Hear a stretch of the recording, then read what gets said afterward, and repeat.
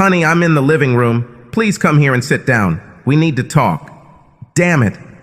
Hori wanted to finish whatever Surrey had cooked, drink a beer, watch Chicago Fire, and go to bed. Just perfect. This day couldn't have been crappier. I'm coming, dear. Hori saw his wife sitting nervously on the sofa. There was a half-empty bottle of California Red on the table. Surrey finished her glass, then quickly poured another full glass. Hori plopped unceremoniously into his deep chair. What? Hori, I'm not going to beat around the bush. I have been your faithful wife and a good mother to your children all my adult life. They're on their own now, so my job is done. As you know, I was a virgin when we got married. Me too, Hori quickly interrupted. He was pretty sure he knew where this would lead. Anyway, I'm going away this weekend with a friend. What's his name? Hori's patience had already run out. If you want to know, this is Stan. You mean your boss, Stanley Carrington? I think our son is older than him. Don't be capricious, Hori. He's 30. Give me credit.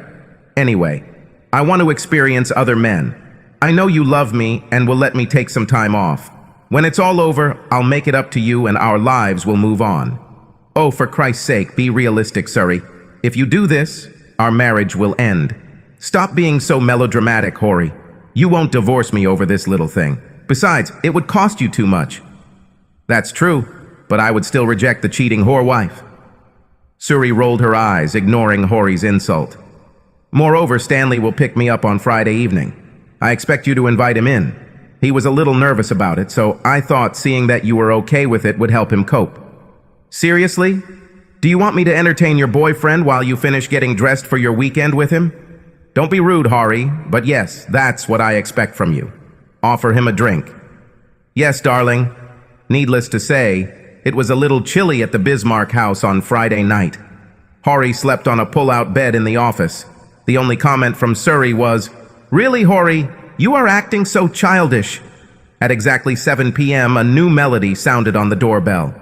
Hori, what was that terrible sound? It's the doorbell, honey. I changed the music. What is this melody? It's hauntingly familiar.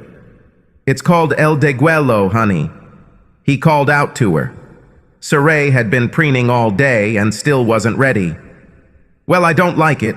Please change it later. Now let Stanley in. I need another 15 minutes to get ready. Offer him a drink. He loves bourbon. Of course, dear. Hori looked through the peephole. Yes, it was that little shit, Stanley. Hori opened the door wide. Stanley had a grin on his face that lasted until Hori crushed his balls with one vicious kick of his new Tony Lama crocodile pointy boot. When poor Stanley grabbed his crotch and began to fall forward, Hori kneed Stan in the jaw. Stanley vomited, fell on the porch, and passed out. Hori closed the door and went back to his TV show. 20 minutes later, Surrey made her grand entrance and looked around in confusion. Where is Stanley? He decided to wait on the porch. Honestly, Hori, you better not have been rude to him or... I swear I didn't say a word to him, honey. Surrey threw her purse and duffel bag onto the counter and swung the door open. Oh my God, Hori! What you...